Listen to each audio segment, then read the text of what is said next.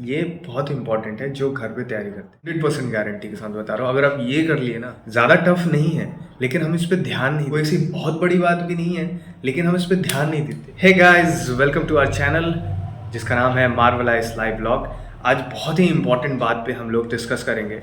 कुछ 3 important point है जो मैंने सीखा ड्यूरिंग एग्जामिनेशन, जो मैं पीसीएस का एग्ज़ाम दे के आया अभी just few days ago, which is very important. आप सबके लिए बहुत जानना बेहद ज़रूरी है, उनके लिए ख़ास तौर पे जो घर पे रह के तैयारी कर रहे हैं, जो कोचिंग में नहीं जा रहे हैं, क्योंकि उनको ये चीज़ नहीं समझ में आएगी। जब मैं भी घर पे था, आई वॉज स्टडिंग, तो मुझे भी इस बारे में इतना जानकारी नहीं था। तो ये बेहद ही ज़्यादा इम्पोर्टेंट है, मतलब इसको आप नेग्लिजिबल नहीं मान सकते, आप नेग्लेक्ट नहीं कर सकते, डिफाई नहीं कर सकते, आपको करना ही पड़ेगा। बिना इसके आप नहीं पास कर पाओगे। आप लिख के रख लो, मेरा नाम लिख लो और लिख लो उसके नीचे, और मैं अपना नाम चेंज कर दूंगा अगर इसके बिना आपका हो गया। 100% गारंटी के साथ बता रहा हूँ, अगर आप ये कर लिए ना, ज़्यादा टफ नहीं है, लेकिन हम इस पर ध्यान नहीं देते। कोई ऐसी बहुत बड़ी बात भी नहीं है, लेकिन हम इस पर ध्यान नहीं देते। और ये चीज़ इवेंचुअली मैंने भी थोड़ा लैग किया, तभी मुझे अब पता चला, अदरवाइज मुझे पहले पता चल। सबसे पहले इंपॉर्टेंट चीज़ है जो जिसको बोलते हैं practice. Practice of what? Practice of MCQ. मैंने ये फील किया कि बहुत ऐसे क्वेश्चंस हैं जिनको आप टैकल कर सकते हो विथ कॉमन सेंस, जो नॉर्मली आप सुनने में आता होगा कि एमसीक्यू का प्रैक्टिस करना चाहिए, ओल्ड क्वेश्चन पेपर प्रैक्टिस करना चाहिए, हर सब्जेक्ट कंप्लीट करने के बाद उसका करते रहना चाहिए प्रैक्टिस। बट क्यों करना चाहिए? क्योंकि ऐसा नहीं है कि सारे क्वेश्चंस आपको आते ही होंगे, नॉलेज आपको होगा ही, ऐसा नहीं है। ये अब इसके में सब, ये तो एक चीज़ हो गया। इसके अंदर एक और चीज़ मैं बता रहा हूँ कि जब आप प्रैक्टिस करोगे ना लगातार, मतलब मैंने अभी भी ज़्यादा प्रैक्टिस नहीं किया है। जैसे लास्ट 6 महीने में हो सकता है मैंने 10, 12 या 20, मैक्सिमम 25 बार मैंने एमसीक्यू प्रैक्टिस किया हो। लेकिन इंस्पाइट ऑफ दैट, मैं जब एग्ज़ाम दे रहा था, व्हाट वाज हैपनिंग कि मुझे ऐसा लग नहीं रहा था कि मैं एग्ज़ाम हॉल में हूँ। मुझे ऐसा लग रहा था कि अच्छा ये तो बहुत आसान है। बिकॉज जब मैंने पहले भी कुछ एग्ज़ाम्स दिए हैं जस्ट टू ट्राई कुछ जिसमें अटैम्प्ट्स नहीं होते, तो मुझे ऐसा लगता था कि यार थोड़ा मेहनत लग रहा है, थोड़ा दिमाग लग रहा है, मतलब वो सेल्फ सफिशिएंट या कंप्लीसेंट वाला फीलिंग नहीं आता था।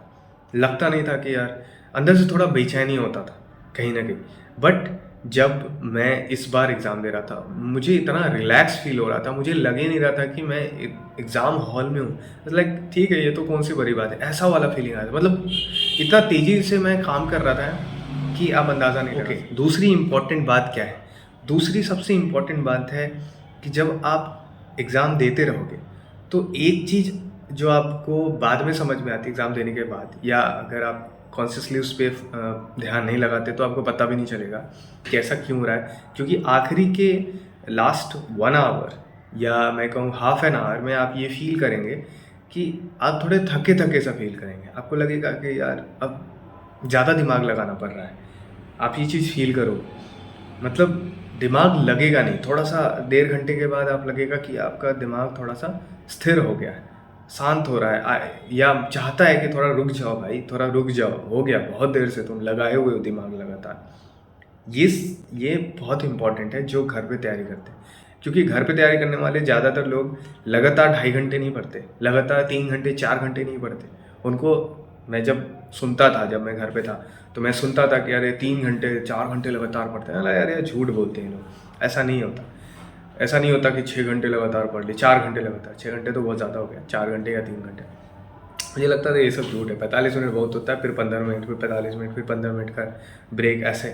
बट मैं एग्जैक्टली आपको बता रहा हूँ, अगर आप 2.5 घंटे से 3 घंटे का लॉन्ग डिस्टेंस कवर नहीं कर पाते अपने आप से, पढ़ते वक्त या एग्ज़ाम का प्रैक्टिस करते वक्त, तो मैं बता रहा हूँ बहुत प्रॉब्लम होगा। इसलिए मैं एक शब्द का, एक वर्ड का इस्तेमाल करूँगा, एक टर्म का, जो मैं कहूँगा कि माइंड इन्हेंसमेंट।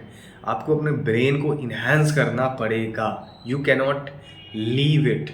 मैं बता रहा हूँ कुछ, जैसे एक टॉपर ने कहा था रवि सियाग, उन्होंने कहा था कि वो योगा मेडिटेशन करते हैं।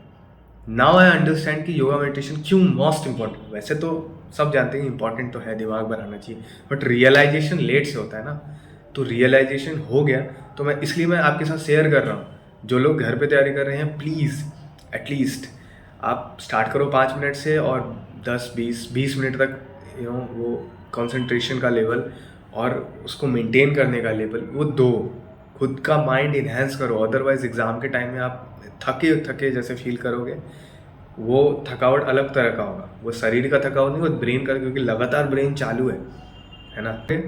ये तो पीसीएस का एग्ज़ाम है, मैं बता रहा हूँ, यूपीएससी का एग्ज़ाम होगा, एक दिन में 2 पेपर होगा, आप लुगड़ जाओगे, आप फेल कर जाओगे, आपसे नहीं हो पाएगा, मैं बता रहा हूँ। थर्ड थिंग जो है which is also very important, जो मैंने फील किया कि मैं कभी कभी देखता था कुछ यूट्यूब चैनल पे, वो बताते कि ये चैप्टर पढ़ लो, ये चैप्टर पढ़ लो, इसमें से इतना क्वेश्चन, उसमें से उतना क्वेश्चन, और आप आराम से ये सब्जेक्ट आपका निकल जाएगा, वो सब्जेक्ट निकल जाएगा, एट द लास्ट आप आराम से पास कर जाओगे, PTU निकल जाएगा।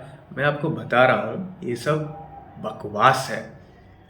मैं एक वर्ड अगेन यूज़ करूँगा, शॉर्टकट नॉट अवेलेबल, नॉट मतलब अप्लीकेबल ही नहीं है। आप शॉर्टकट के बारे में सोचो और सोचते ही रह जाओ। मैंने देखा है गलती से भी आप पास नहीं कर पाओगे, मैंने देखा है बहुत लोगों को करते हुए, वो भी पास नहीं करते, और ये शॉर्टकट आपको वहाँ तक पहुँचा देगा, कट ऑफ के पास, लेकिन वहाँ उसके आगे आप नहीं जा पाओगे। मोस्ट ऑफ द पीपल जो तैयारी कर रहे हैं, कट ऑफ के नज़दीक आते हैं, 1 नंबर से छूट जाता है, 2 नंबर से छूट जाता है, वो उन्हीं के लिए है जो शॉर्टकट ले। 3 इंपॉर्टेंट चीज़ थी जो मुझे शेयर करना था आप लोगों के साथ, मुझे रहा नहीं जा रहा था, मैं अभी बिजी भी था बहुत, तो फाइनली मैं बता दिया आपको। I am feeling relax and I hope ये आपको काम आएगा, एंड मुझे लगता ही है कि काम तो आएगा ही, और ये खासतौर पे उनके लिए जो घर पे तैयारी करते हैं, क्योंकि घर पे तैयारी करना नॉट इजी, मुझे पता है, मैं करके गया हूँ, इसलिए मैं फील करता हूँ उस चीज़ को, मैं समझता हूँ उस चीज़ को, इसलिए मैं आप लोग के लिए खास तौर पे बोलता हूँ। और अगर जो ऑलरेडी दिल्ली वैली में तैयारी कर रहे हैं, तो उनके वो भी अगर करते हैं तो उनको भी फ़ायदा है ऑब्वियसली, अदरवाइज़ उनको तो पता चल ही जाता होगा बाद में। चलो, ये क्या था, जुबा केसरी।